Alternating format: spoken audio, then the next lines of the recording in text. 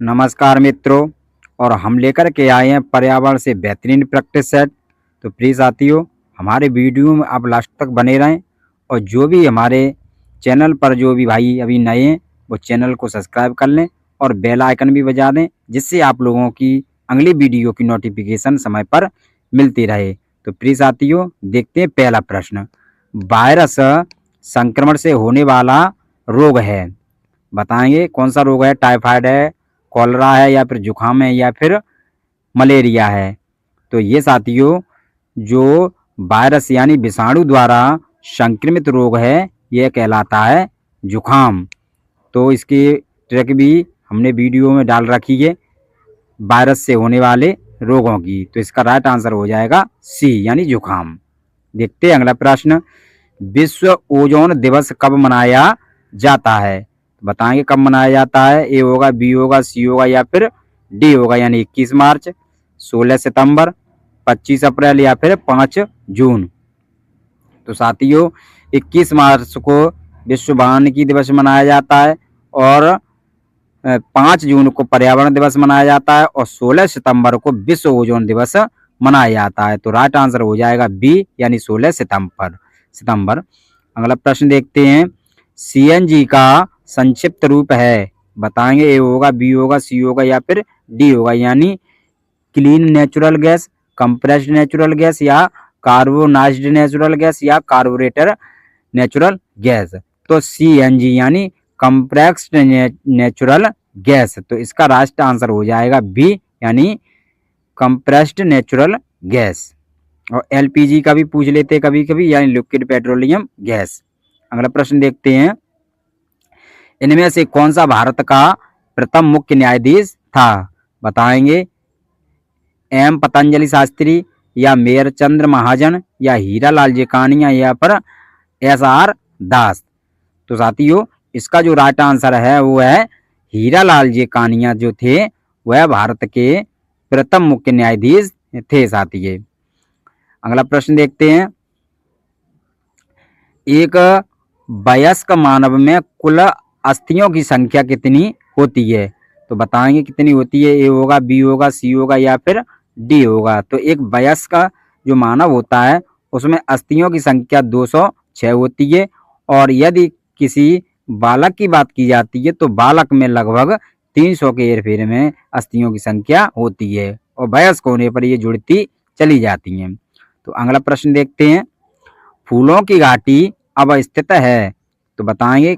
ए होगा, बी होगा, सी होगा, या फिर डी होगा यानी जम्मू कश्मीर में, हिमाचल प्रदेश में, या फिर सिक्किम में, या फिर उत्तराखंड में।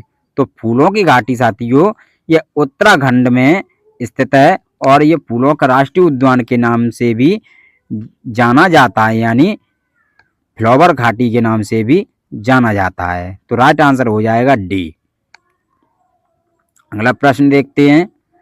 राज्यसभा में होने वाली सभाओं की अध्यक्षता कौन करता है? बताएंगे। ए होगा, बी होगा, सी होगा, या फिर डी होगा यानी उपराष्ट्रपति, राष्ट्रपति, प्रधानमंत्री, या फिर भारत के मुख्य न्यायाधीश। तो साथियों, राज्यसभा में होने वाली सभाओं की अध्यक्षता ये उपराष्ट्रपति के द्वारा की जाती है। तो इसका राइट आंसर हो जाएगा ए यानी उपराष्ट्रपति। अगला प्रश्न देखते हैं। किस प्राणी को किसान का मित्र कहा जाता है? तो बताएंगे। चींटी, केंचुआ, मधुमक्खी, या फिर तितली।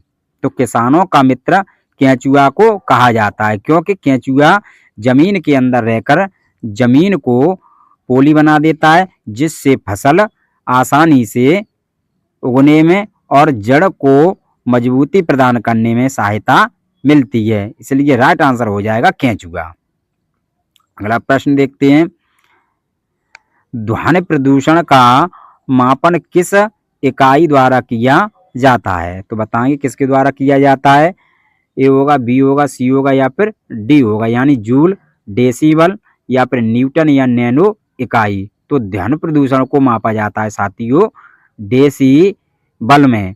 तो इसका राइट आंसर होगा यानी डेसिबल। तो 20 का राइट आंसर हो जाएगा। अगला प्रश्न देखते हैं। रोनाल्ड रास का संबंध निम्न में से किससे है? बताएंगे हैजा से, चेचक से, या फिर ट्यूबरकुलोसिस से, या फिर मलेरिया से। तो ये साथियों जो रोनाल्ड रॉस ने ये मलेरिया संबंधी टीका का इन्होंने उपचार किया था, इसलिए ये रोनाल्ड रॉस को मलेरिया संबंधी कहा जाता है। अगला प्रश्न देखते हैं, पौधे ऊर्जा छोड़ते हैं यानी प्रकाश संश्लेषण में, श्वसन में, वाष्पोत्सर्जन में, या फिर अंकुरण में। प्रकाश संश्लेषण की क्रिया में साथियों पौधे सूर्य से ऊर्जा प्राप्त करके भोजन बनाते हैं, और पौधे जो ऊर्जा छोड़ते हैं वह श्वसन क्रिया में छोड़ते हैं, और वाष्पोत्सर्जन की क्रिया में वह अपना जल त्यागते हैं। अगला प्रश्न देखते हैं, शिक्षक की सबसे बहुमूल्य है उसकी, बताएंगे उसकी शिक्षक की एक बहुमूल्य क्या माना जाता है, सेवा, वेतन, या फिर गर्व, या फिर छात्रों का विश्वास। तो एक शिक्षक का बहुमूल्य माना जाता है छात्रों का विश्वास। तो डी इसका राइट आंसर हो जाएगा, यानी छात्रों का विश्वास। अगला प्रश्न देखते हैं, राइबोजाइम है, बताएंगे राइबोजाइम क्या है, ए होगा, बी होगा, सी होगा, या फिर डी होगा। नहीं, शर्करा विहीन आरएनए, फॉस्फेट विहीन आरएनए, या अधिक फॉस्फेट युक्त आरएनए, या बिकर की भांति कार्य करने वाला आरएनए। तो इसका राइट आंसर हो जाएगा राइबोजाइम है बिकर की भांति कार्य करने वाला आरएनए, और आरएनए की फुल फॉर्म होती है राइबोन्यूक्लिक अम्ल, और डीएनए की होती है डीऑक्सी राइबोन्यूक्लिक अम्ल। तो इसीलिए राइट आंसर हो जाएगा डी। अगला प्रश्न, कौन सी विश्व की सर्वाधिक गहरी झील है, बताएंगे ए होगा, बी होगा, सी होगा, या फिर डी होगा, यानी टिटिकाका झील, विक्टोरिया झील, बैकाल झील, यानी या फिर मृत सागर।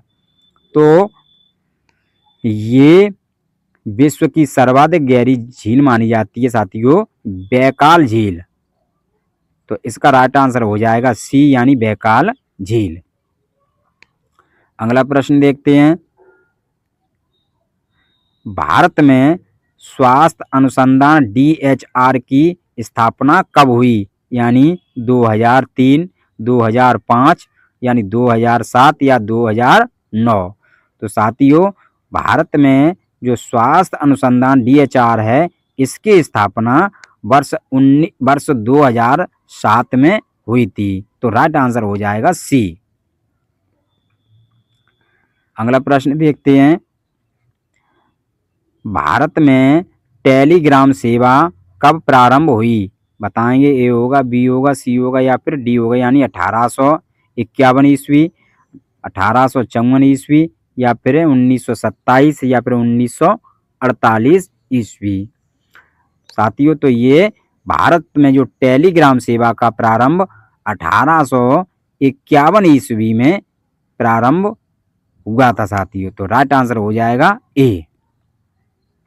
अगला प्रश्न, कोशिका की खोज किसने की थी, बताएंगे रॉबर्ट हुक, रॉबर्ट ब्राउन, या फिर मेंडल, या स्पिनर।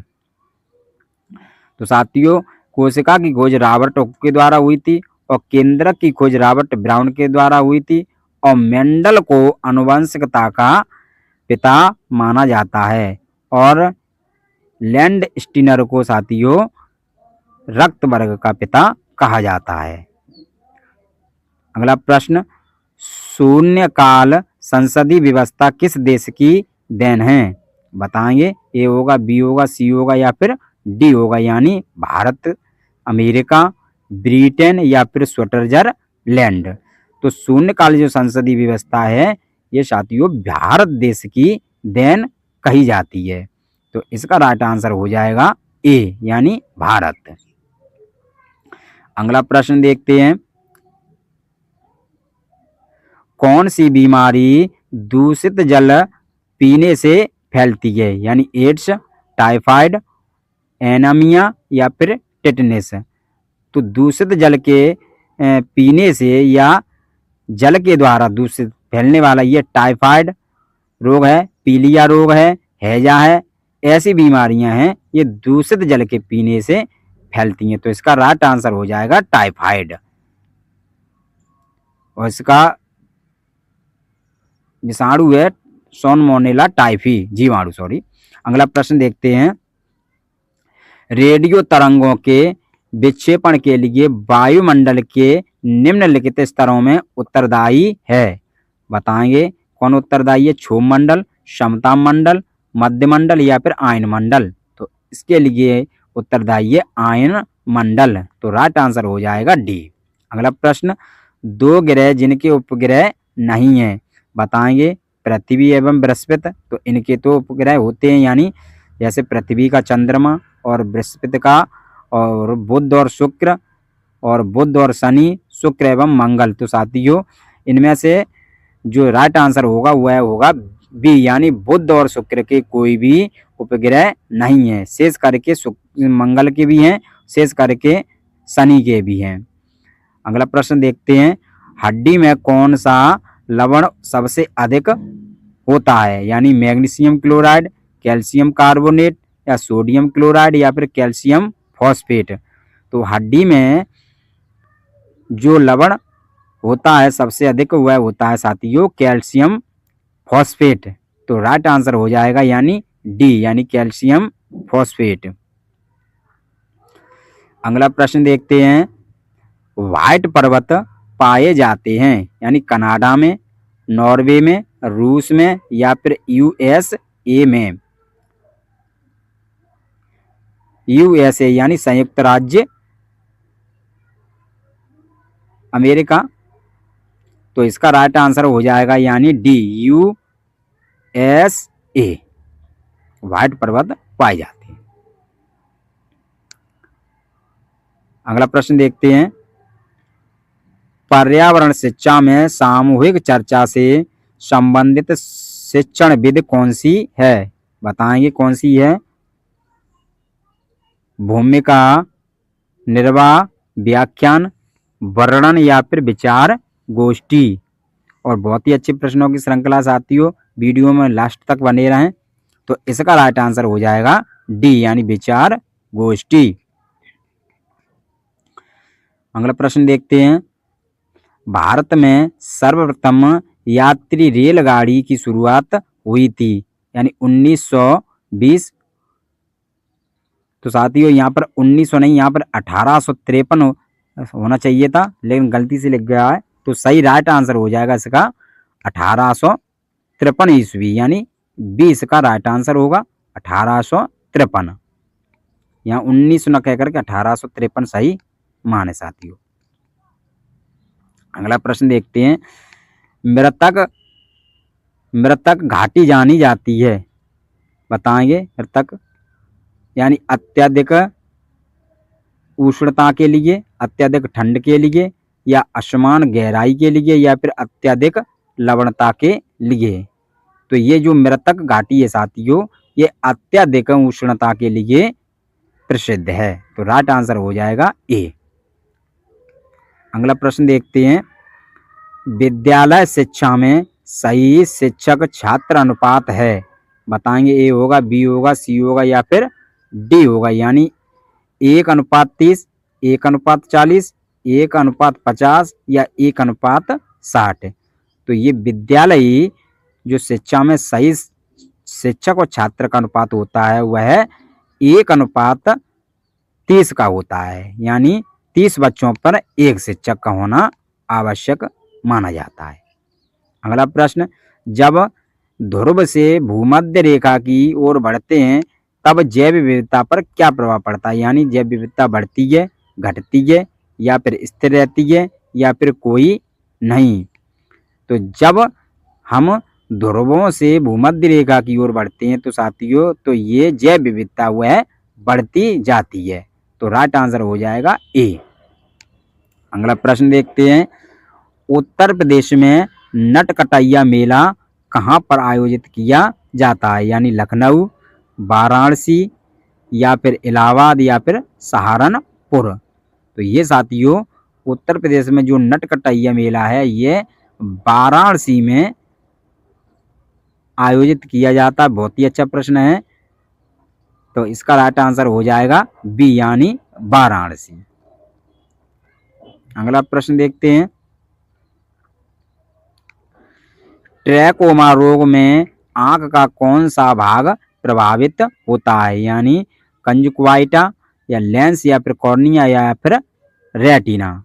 तो साथियों जो ट्रैकोमा बीमारी होती है यह आंख से संबंधित होती है और इसमें कॉर्निया अंग है वह सबसे ज़्यादा प्रभावित होता है। तो इसका राइट आंसर हो जाएगा सी यानी कॉर्निया।